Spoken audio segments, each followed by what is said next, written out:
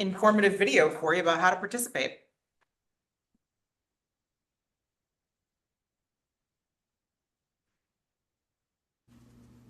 Welcome to the Professional and Vocational Licensing Virtual Board Meeting. When the meeting begins momentarily, the chair will take a roll call, explain any specific rules for this particular board, and then move to public comment. The name of the board member will appear on the bottom left-hand corner of your screen. For instance, this is board member Y, and this is board member E. Public testimony will be accepted at the beginning of the meeting and before each agenda item. You can indicate that you are ready to testify by clicking on the Raise Hand button being circled by the mouse on your screen now. At the appropriate time, the board will recognize you to speak and ask you to unmute your mic as shown here. Again, public testimony will be accepted at the beginning of the meeting and before each agenda item. Public attendees will not be able to unmute their microphone until recognized by the board. Public attendees who are recognized to testify will be asked to identify themselves by name and their affiliated organization if applicable. Please mute your microphone when you are finished speaking, as a courtesy to others and members of the board. Public attendees will not be able to unmute themselves after the testimony is completed unless recognized again after raising their hand. At some point during the meeting, the board may choose to move into executive session. When the board moves into executive session, the board members' microphones and video feeds will be turned off, and a similar screen as you see now will be displayed. When the board returns from executive session, their microphones will be turned on as well as their video cameras. Welcome again to the Professional and Vocational Licensing Virtual Board Meeting. At this time, the chair will call the meeting to order and take a roll call, as well as explain any additional rules that may be specific to this board. Good morning, everybody. Good morning. Before we get started, some additional information about participating in virtual board meetings. If you wish to submit testimony, written testimony on any agenda item, please submit your testimony to nursing@dcca.hawaii.gov or by a hard copy mail to the address listed on the agenda. We do request submission of your testimony at least 24 hours prior to the meeting so that we can ensure distribution to the board members. If you are attending this meeting via internet, you can view the meeting and provide live oral testimony. Please use the link at the top of the agenda to access the meeting, which you've successfully done if you're hearing me. You will be asked to enter your name. The board does request that you enter your full name, but you may use a pseudonym or other identifier if you wish to remain anonymous. You will also be asked for an email address. You can fill in this field with anything in a standard email format. Your microphone will be automatically muted. When the chair asks for public testimony, you can click the raise hand button found in your Zoom screen to indicate that you wish to testify about an agenda item. The chair will individually enable each testifier to unmute their microphone. When recognized by the chair, please unmute your microphone before speaking and then mute again when you're done. If you're attending by phone, when the chair asks for public testimony, you can indicate that you want to testify by entering star and then 9 on your telephone's keypad. After entering star and then 9, a voice prompt will let you know that the host of the meeting has been notified. When recognized by the chair, you may unmute yourself by pressing star and then 6 on your phone. Voice prompt will let you know that you're unmuted.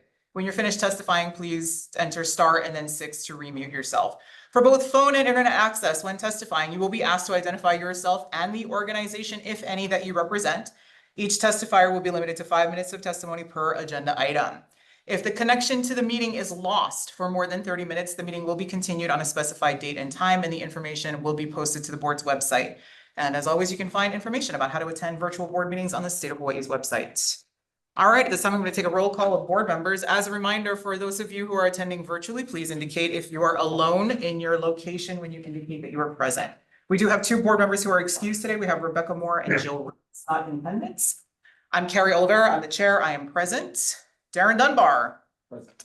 Bradley Quote. Present. Sherry Shields Hansen. Present and alone. Terrence Aratani. Present and alone. Thank you very much. We do have a quorum. Yay! Thanks everybody for being here. Hold on. Need my green pen. Okay, chair's report, announcements. I don't think I have any announcements, except that I'm sad that Karen Boyer is not here and that I missed her last meeting. Now you guys are aware. That is it. That concludes agenda item number 2. All right, we're gonna move on then to agenda item number 3, which is the approval of the open and executive session minutes for the June 5 meeting. Does any board member have any corrections or revisions? And if we are gonna discuss any changes to the executive session minutes, we can go into executive session to discuss those. Any changes? Not at this time. Okay, seeing none from the folks online, is there a motion to accept the minutes as circulated? This is Bradley, so moved. Thank you very much. Is there a second? Darren Dunbar, second. Thank you, Darren. For the second, does any board member wish to vote no, recuse themselves, or abstain from voting on that motion? Seeing none, hearing none, the ayes have it, the motion carries. Thank you very much.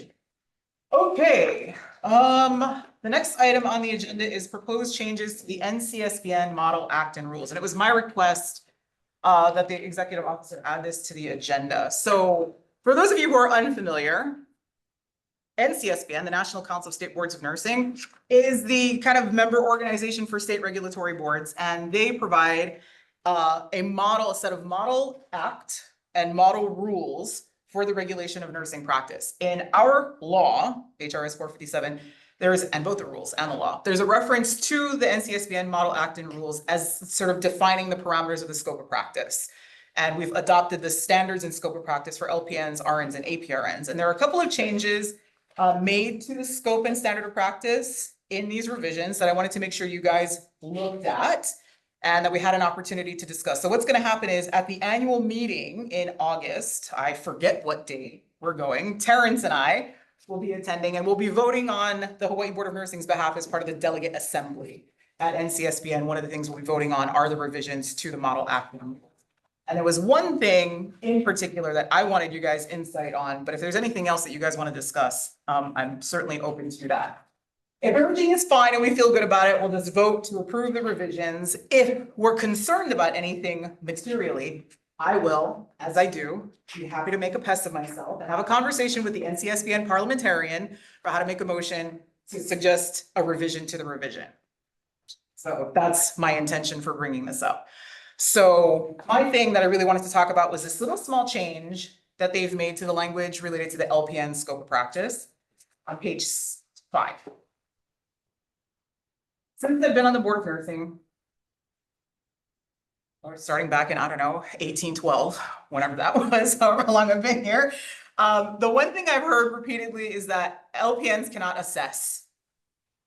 That assessment was outside the LPN scope of practice. And you can see there in Article 2, Section 1, C1, there's been a revision. So it used to say collecting data and conducting nursing assessments. So assessments have always been part of the LPN scope of practice according to NCSBN. What they've chosen to do here is change the language to just simply say conducting assessments. So now there's not this like line in the sand like, oh, you can collect data, but you can't use that data to make an assessment of the patient's condition. And I just wanted to have a conversation about whether that is a realistically practical boundary around the LPN scope of practices. There's a reason we should be concerned about this language. Chair, I see that Yes, Bradley. Karen is in the audience. Can we bring her in as a panelist to aid in the discussion? I would really like that. Thank you for that suggestion. Karen, if you're willing to comment on that, we would appreciate that.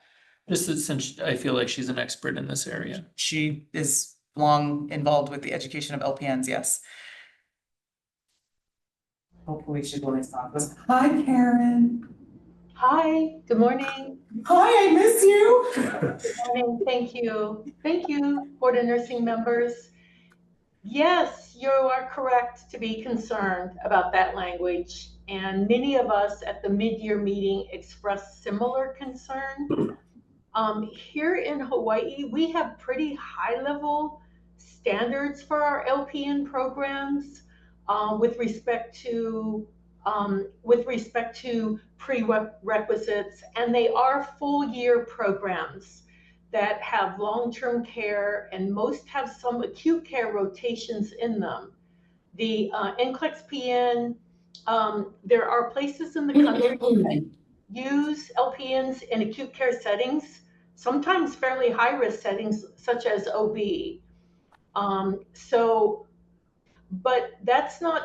But those training programs, education and training programs, are not necessarily similar across the U.S. They were high school based for a long time. I think on the board, we've witnessed many LPN applicants for the exam that have been in school, it appears 9 months in a technical program in another state. And there are often very few, if any, prerequisites to that. So being able to conduct an assessment or, Carrie, I can't remember your language right now, but conduct the components of an assessment is a very significant jump. An assessment is comprehensive and, you know, typically results in some analysis. And the LPN, their scope and their education doesn't allow for that. Karen, can you help me with one thing? The previous language stated collecting data and conducting nursing assessments. The new statement is conducting nursing assessments. Within the scope of practice is also part of the. That is correct, as defined within the scope of practice. What is the difference? To me, that's same. Say the first thing again, So Bradley. Conducting data. the original statement was collecting data and conducting nursing assessments of the health status of patients. Now, the proposed change is conducting nursing assessments of the health status of patients as defined within the scope of practice. But the scope of practice is here, correct? Is Right. in NCSBN.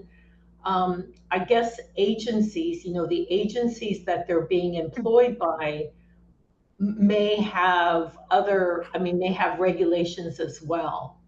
So, or practices, policies and practices. Okay. Yeah, Just to interject for a moment. The NCSBN Model Act and rules both come with sections that describe the rationale behind the change. So I apologize, it's not numbered on this document, but it's about 49 pages in. So it says that the rationale for this particular change, which is taking out the collecting data portion, is this would make the language consistent with both the RN and APRN scope of practice, and emphasize the nursing assessment will constitute different levels depending on the individual's scope.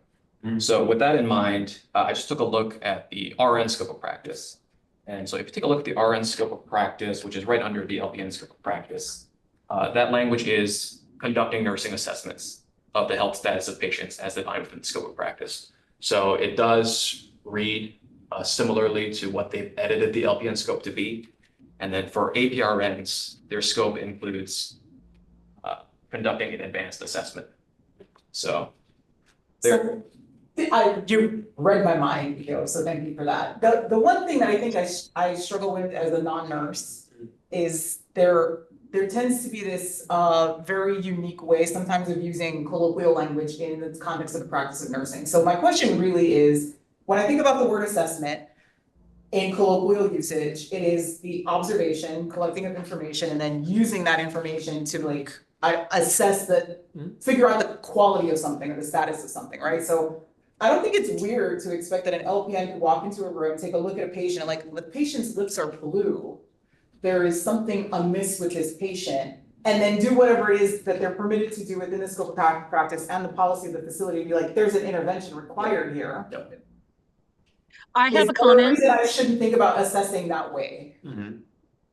Sure. I have a comment of why they might change the nomenclature is because in practice, we send an LPN to do an assessment. We don't say, go in and do your data collection. Right. Although the definition of data collection is a systematic way of gaining information about a client. Whereas that differs in assessment where there's that word analyze. So I think what they're trying to do is understand that, yes, we know they cannot make diagnoses like the RN, but what they're doing is assessment. And I think they're just trying to make it more appealing and more practice friendly, because we don't send an LPN to go do your data collection. Right. We know that the RN has to do the initial assessment, has to assess critical patients. That cannot be done by the LPN. But we also know that they do a shift assessment, and that's what we call it. So I'm thinking that might be their reasoning behind trying to not you know, have so many words in there. And Okay, that was actually that specific thing you just addressed. One of the questions I had was like, is this not what we expect an LPN to do in actual practice, Darren? Two things. First is a question. One, am I correct to understand that these sample practice acts are up to us to determine if we choose to use that, or are we obligated as a member organization to follow their recommendation? I'm gonna look at So you, Al. under HRS 457-6.5, which is part of the nursing statute, we basically automatically follow the model active rules for the scope of practice unless the board specifically decides we want to break away from this portion of the rules or the act. But if we do break away, we do need to say in a board meeting what we're breaking away from and why we're doing it. Where's that recorded? Is it only in minutes or is it go to our administrative rules? So the law says, if the board finds that any rule or provision of the NCSBN is inappropriate or inapplicable, the board shall state clearly in the record of the board's proceedings. Okay. The board's rationale. So minutes are enough. So once I just did the introduction, one example of that actually ended up in the law was delegation. So our law says that RNs, the scope of practice of RNs includes delegation, not LPNs, but there's delegation in the NCSBN Model Act for LPNs. So that one ended up in the law, so can be in two places. Darren, go ahead. So to a couple points that have been made, like is the patient's lip blue? Measuring of blood pressure is an assessment. Right? Okay. But I'm similarly concerned that that can be taken out of context. That an employer could say, oh, they can conduct assessments. Why don't I reduce the number of LPNs I have or RNs, and they can do that. So that's a bit concerning. Further down, I'm wondering if number 2 and number 4 constitute or meet that, or if there would be a lot of energy from NCBSN to not change that, perhaps just reword it.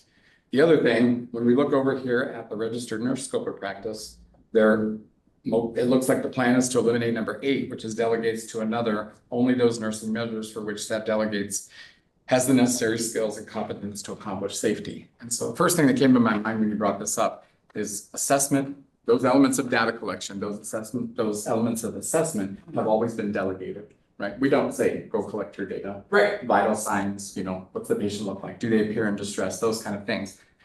My concern is, if we left conducting nursing assessment, or if it comes out that way, I could from an operational side where I stand, I could see people saying, oh, I could replace these 8 RNs with 6 LPNs. Even when you consider the boundary of the rest of the boundary of the LPN scope of practice? Well, that with they're removing some of this delegation piece. I see. Because that's always how the practice has been, is RNs or other providers, RN, APRN, physician, et cetera, have delegated to that.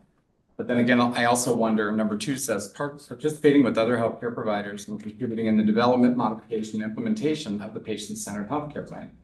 Part of developing a healthcare plan is collecting health data, Right. doing a health assessment. Right. So does number 2 really address what number 1 was attempting to address? I don't know, maybe not. I almost feel like that it's unnecessary, that the thing about conducting a nursing assessment is unnecessary given the language and the rest of the scope, but I'm not gonna argue with NCSBN about that necessarily. I'm trying to remember whether or not there was a separate section on delegation that addresses the exclusion. Yes, so in the rationale for that change, they said that delegation is already covered within the rules, which expands on delegation in greater detail. So that's why we took out that section. That one also caught my eye, yeah. So does that sort of address your concern if there's other language related to the parameters of delegation and rules? Okay, so Karen, I hear your insights that there's reason for us to be, I don't know, I think your comments, I heard you say more concern about the consistency of LPN education, but not necessarily that the act of doing an assessment is problematic per se. Yeah, it's just hard to think of an LPN conducting a full assessment. And I have some concerns, as did Darren, if I heard his name properly, that it could be considered, agencies could consider using LPNs to conduct assessments. Anyway. We're going to make a recommendation to add elements, conducting elements of nursing assessment of the health status. We could probably. that's data collection. They could make it back to data collection too, I expect that the response to that would be, you're already dealing with that by describing it as being consistent with the scope of practices otherwise delineated, would be my expectation as a response. I forgot to ask if anybody else would like to provide testimony on this agenda item, and I see a hand though, so I do want to acknowledge Denise there.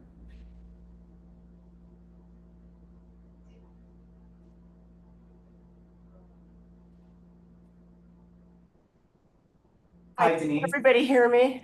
Yes. Okay, along with Karen Boyer, I'm Denise Cohen. I'm coming as president of Hawaii A&A, but I also want to speak as professor emeriti from University of Hawaii, also heavily involved with LPN education from 1992 until I retired in 2022. I totally agree with Karen. With UH, because our program has been a career ladder program, even though we teach assessment skills, it's uneven across the board. So just because we can vouch for our graduates, we can't vouch for other LPNs coming into the state having the same skill level that we have in our graduates. And I think that's a concern both with assessment and definitely with delegation. I have grave doubts about allowing LPNs that kind of scope of practice at this point in time.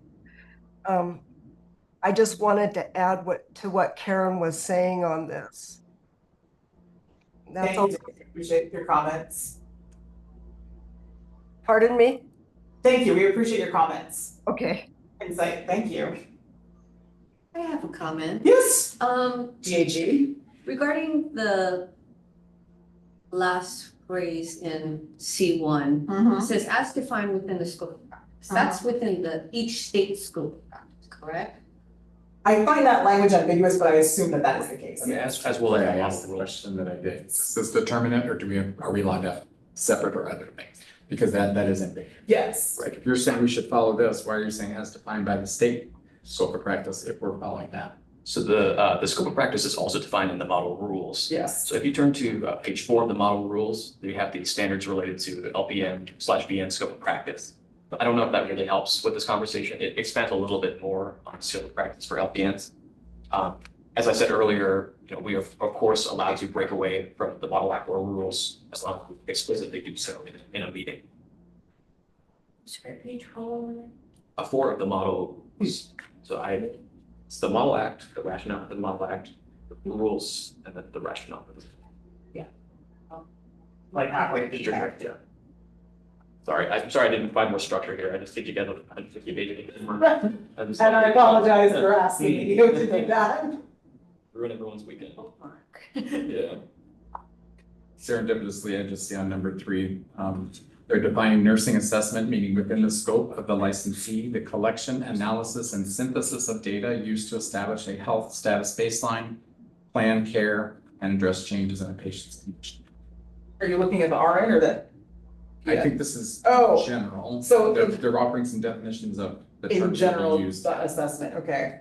So in the PN scope of practice in the rules, talking about health, participates in nursing care, health maintenance, counseling, teaching, developing a plan for care, participating in plans for patient care, including planning, care, assisting in assisting an RN, APRN, or physician in identification of patient needs and goals, determining the priorities of care together with the RN, APRN, and physician. So if you look at the language in the rules, I think there's a tether to, you gotta go like halfway through the packet. There's definitely a tether of the PN scope of practice to that of folks who can delegate and give orders to the PN.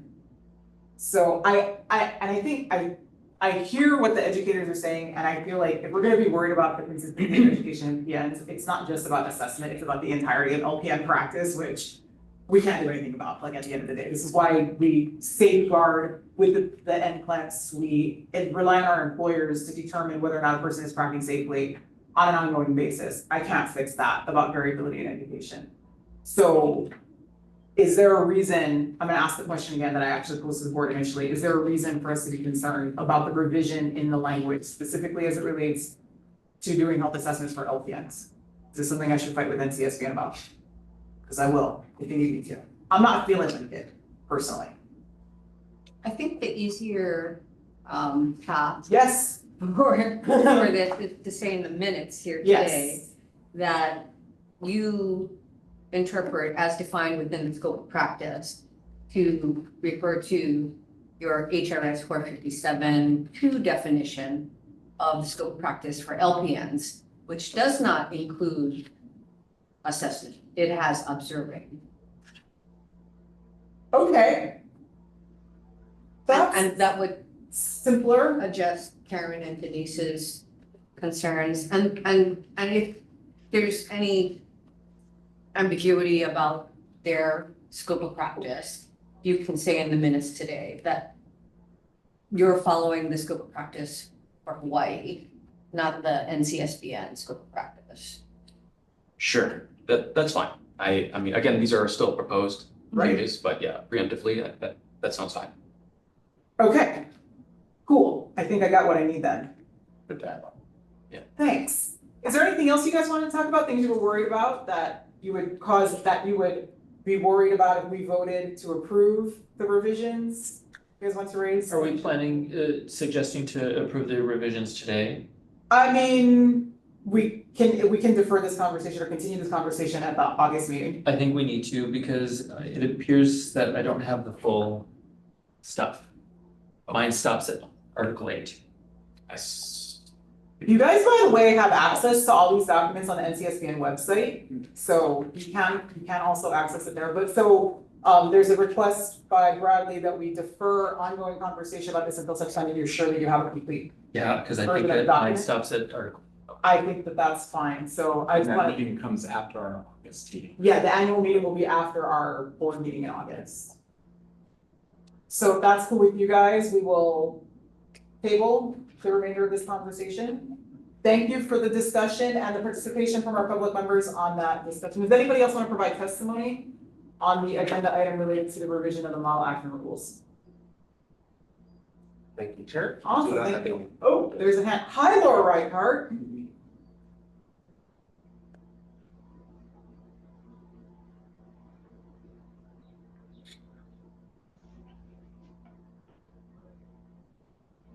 I was barred from participating for a quick moment. Good Really? morning, everyone. Hi, Laura. I just want to note quickly, thank you for that meaningful discussion. I want to note quickly, and I'm just going to, instead of putting it in the Center for Nursing Notes, I'll leave it here, is that there's been a number of questions and inquiries I've had with partners, the Center for Nursing Partners, related to APRN practice as well as education standards. And while our Board of Nursing, you all, and the state has not adopted anything beyond the scope and standards in the Model Act and rules, there is information and changes in the Model Act and rules that are relevant to those discussions. And so given that there will be a continued discussion in August, I just wanted to note that there has been some state inquiry in those areas, the APRN practice, our licensure standards, and the education approval and oversight standards. Thank you, Laura. We will keep our eyes open for that language as we read through the model act and rules for our next meeting. Thank you. Thank you. Anybody else? Okay, thank you very much for that conversation, guys. I appreciate it very much. We'll move on to our next agenda item then, which is item number, sorry, I lost my green pen again. Item number 5, which is our executive officers report, EO. Thank you. So first, the 23rd proclamation relating to wildfires. So this proclamation is substantively the same as the prior ones. Just because we have a new board member, I think I'll just maybe go through and do a refresher. So this is an emergency proclamation that began in August of 2023 and has been continued. This is now the 23rd time. As far as nursing goes, what this proclamation does is allows out-of-state licensed practical nurses, registered nurses, and advanced practice registered nurses and APRNs with prescriptive authority with a current and active license elsewhere or those previously licensed by us, but who no longer have active licensure, to practice statewide without a Hawaii license, so long as they have never had their license revoked or suspended and are hired by a state or county agency or facility or hospital, including related clinics and rehab hospitals, nursing homes, hospice, pharmacy, or clinical laboratory or other healthcare entity. And so this is substantively the same as the previous proclamations, but yeah, just a little refresher on how that works. Thank you. And is the proposal to continue the proclamation to allow They are, people licensed in that's other the states? governor's office. It's in effect now, and it's going to be in effect through August 14th unless it's continued by a superseding proclamation. Okay. We have a raised Oh, hand. hi, Denise. Hi, can you guys hear me? Yes. Okay, I just want to add, and this is going to be part of my Hawaii ANA report, but I led the healthcare team for Red Cross for 10 months with 8,000 clients in our care for in Lahaina, the survivors. We're looking at how to codify this so that if for future disasters, and Red Cross is looking at that this is going to be happening more and more frequently, where we're going to need boots on the ground sooner and faster. Temporary licensing is not going to work for us. We need to get people here sometimes before a disaster strikes. And so I am looking at trying to codify this into law, and it's just not nurses. We need other professionals, especially mental health. The mental health issues that came up over the 10 months with our survivors were dramatic and still ongoing and fairly traumatizing, not just to the Lahaina community, although 65% of our employees lost their homes. Thank God nobody lost their lives, but we're still devastated by this. The whole darn island was on fire that night. I mean, up where I was, we were getting ready to evacuate. And so we're just poorly set up for emergencies at this point in time. And I just wanted to let you know that that's where I'm going with this, if you have any questions. Thank you. Any comments in response to that testimony? Great, thank you so much, Denise. Okay, Eo, back to you. Thank you. Okay, so moving on to agenda item 5B. The renewal period just ended on June 30th. And so now any licenses that were not renewed by June 30th will need to be restored, which is essentially a late renewal with an additional fee. And that restoration period will be open for another 2 years. But in the meantime, we'll be processing all of the remaining renewal applications and going through that. Huge thanks to our licensing branch, to Mark for going through the emails. It was Yay, licensing branch and we made Mark. it through. And we'll be continuing to make it through. Will you be able to provide a number of individuals who renew their license at our next meeting? Yes, hopefully, yeah. Okay, awesome. My other question is, as part of renewal, folks would be, but they are subject to demonstrating that they met the continuing competency requirement. Do you guys have a target date for when you expect to see the audit list pulled for that? I don't know exactly when. I think it's sometime in August. Okay. Start the audit, yes. Awesome. Does anybody want to provide testimony on the executive officer's report? Lori's 10. Any comments or questions from the board? Fabulous. Thank you very much. All right, we'll move on then to agenda item number 6, which is our reports from Hawaii nursing organizations. We'll go ahead and start with Hawaii State Center for Nursing, Laura Reichart. We can, in the meanwhile, bring over reps from ANA and Happen if they're here. Thank you so much for putting me on the agenda once again. I just have 3 very quick updates. One is I also want to extend my thanks to the Professional and Vocational Licensing Division.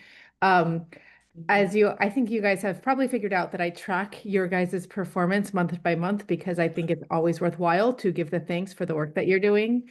And the last biennium, there was an average of 525 licenses issued per month. And I just want to commend the really good work that was done in the licensing division and the Board of Nursing team, because that's a tremendous amount of work. So just want to give that warm praise. I also want to thank you all for the collaboration with the Hawaii State Center for Nursing Workforce Supply survey. The way you have put it onto the way you've put it onto the website and the license renewal, I'm so sorry for the toddler, got us the most licenses or most surveys in our history. Last year it was history breaking. This year broke it again. So we had 16,687,000. I will leave that in. I will write that in chat. I will give my third update. 16,000. What did you say? I'm so sorry, there's no school this morning. Yes. There was 16,687 surveys completed. So thank you so much for the really tremendous collaboration in fielding that survey. That's it. Thank you. Anybody want to provide testimony on that? Questions? Bye, Ku'ule. That's the toddler in the background. Okay, so our next report will be from Hawaii. Oh, is that correct? Yes, Hawaii American Nurses Association. Hi, Denise, again. Hi. I've been very active. What I have to report is that we sent the largest delegation ever to the Washington, DC this past week for the annual membership assembly. Part of that was Hill Day. So we met with Senator Mazie Hirano, and because our delegation was so large, she came out and met with us as a team. Her concerns were, of course, with the big bill, the Medicaid cuts, Title VIII funding for nurses, the ICANN, the expanded use of nurse practitioners. Sadly, we just found out this morning that that bill has passed, and so there will be Medicaid cuts. We met with besides Senator Hirono, we met with Brian Schatz, staff, Representative Ed Case, and Representative Jill Takuda. The concern, of course, is nurses' jobs and hospitals being able to provide full services as we go forward with these extreme Medicaid cuts. I think I've already talked to you about what I plan to do with the upcoming legislature, and that's all I have. I would like to concur with Laura to thank you for the job that you're doing. I did serve on this board years ago, and I was impressed with the work that was being done then, and I'm very impressed with the work that you guys are doing now. So thank you. Thank you, Denise. Any questions or comments from the board? Okay, excellent. And our last report will be from the Hawaii Association of Professional Nurses, HAPN. I don't see Jeremy. Is there another rep here? We don't appear to have a rep from HAPN today. Okay, wait, hang on. I'm in the middle of writing myself a note.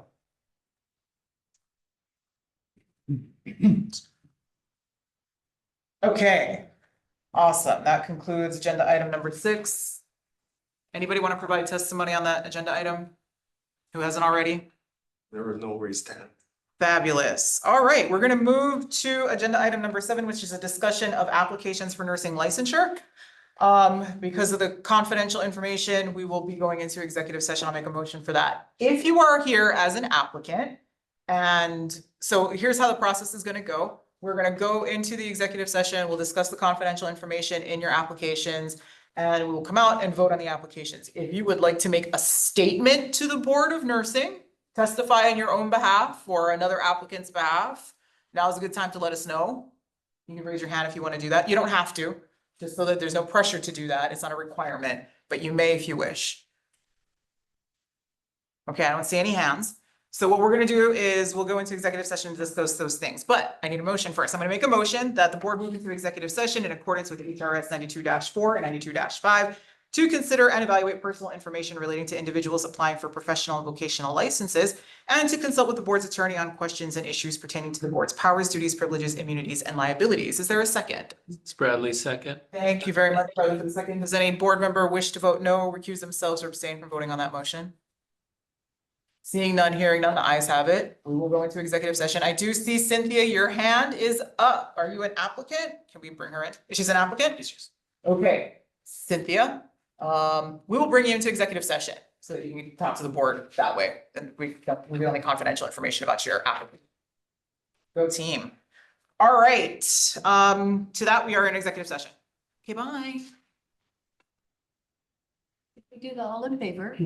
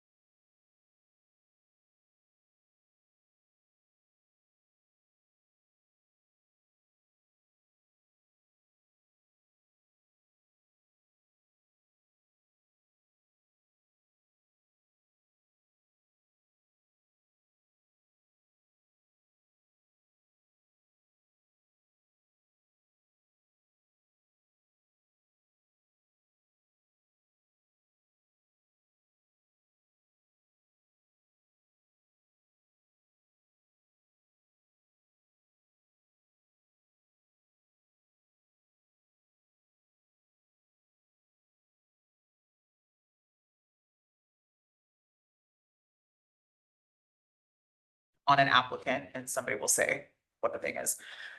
We're back, all back together, one big happy family. Hi, everybody. Okay, so we're gonna resume our agenda here on item number 7, which is applications. So the first thing I'd like to do is make a motion to approve the ratification lists for LPN, RN, and APRN licenses that was appended to the agenda for today's meeting. These basically are licenses that have already been approved, and we're just going, yes, go team. Darren Dunbar, I'll second. Darren seconds. Does any board member wish to vote no, recuse themselves, or abstain from voting on that motion? Seeing none, hearing none, the ayes have it, the motion carries. Okay, we will go ahead and look at these applications for registered nursing licensure. Is there a motion related to the application for Nicholas Hansen? This is Bradley. I move to approve. Darren Dunbar, second. Thank you, Darren. Does any board member wish to vote no, recuse themselves, or abstain from voting on that motion? Seeing none, hearing none, the ayes have it, the motion carries. Actually, I'm going to take the next two together. Is there a motion related to the applications for Cynthia Geis and Rebecca Reed? This is Bradley. I move to approve. She's saying that teams will not let her in. Terrence, you're unmuted suddenly. Did we already decide something on this person? Not yet. Sorry, let's go back to the beginning. Is there a motion related to the RN applications for Cynthia Geis and Rebecca Reed? This is Bradley. I move to approve the applications. That's a motion. Is there a second? Darren Dunbar, I'll second. Darren seconds. Thank you very much. Does any board member wish to vote no, recuse themselves, or abstain from voting on that motion? Seeing none, hearing none, the ayes have it, the motion carries. Is there a motion related to the nursing RN application for Christine Baisantong? I apologize for the mispronunciation, and Tomoko Fukatsu. I will make a motion to approve these applications for nurse licensure condition on either retaking the NCLEX or a refresher course pursuant to 457-7B2. Darren Dunbar, second on both. Second on that motion. Does any board member wish to vote no, recuse themselves, or abstain from voting on that motion? Seeing none, hearing none, the ayes have it, the motion carries. And that concludes our applications. We will move on then to agenda item number 8, which is the election of the chair and vice chair pursuant to HRS 436B6. Once per year, the Board of Nursing must elect a chair and a vice chair. Would anybody like to nominate themselves to be the chair? I'm happy to continue to serve at the pleasure of the board if you guys elect me to do so. So I'll nominate myself since I don't see any other hands. I don't mind the job. I love that you don't mind the job. Okay. So any other, Bradley, I second that motion. I was nominating myself. There was no motion. This is Bradley. I move to maintain chair, Carrie as the chair of the Board of Nursing. Darren Dunbar, second. Second, Terrence. So many seconds. Second in spirit. Does any board member wish to vote no, recuse themselves, or abstain from voting on that motion? Seeing none, hearing none, the ayes have it, the motion carries. Thank you, board, for your confidence. I will continue to serve you to the best of my ability. We also need to elect a vice chair. Our current vice chair is Jill Riggs, who is not here to defend herself. I would like to nominate Jill Riggs for the role of vice chair of the Hawaii Board of Nursing. This is Bradley, I'll second. Does any board member wish to vote no, recuse themselves, or abstain from voting on that motion? Seeing none, hearing none, the ayes have it, the motion carries. Congratulations, Jill Riggs, you are the vice chair of the Board of Nursing. Yay! Go team. All right, we took the agenda out of order. We already voted on the chapter 91 adjudicatory matter in recess pursuant to the law, so that's already taken care of. Our next meeting will be held on Thursday, August 7th, 2025, same time, same place. Board members, if you are aware that you cannot make that meeting, please let the executive officer know as soon as you know so that we can make sure that we have a quorum ahead of the meeting as much as possible. As a reminder, we do have, actually, I'm going to go back to the first agenda item, which is chair's announcement too. As a reminder, we do have an education committee meeting following this, which will begin at, let's call it 10:30, I'm just gonna say. So if you want to stick around for that. Also, I forgot to welcome our new board member with a doofus. Darren Dunbar, welcome to the Board of Nursing. We're happy to have you. URN, APRN? All right. Formerly an APR. I'm a registered nurse and filling in a lot of member spots. Awesome. Thank you for joining us. We appreciate your service. And that concludes the agenda for our meeting, and we are adjourned. Go team.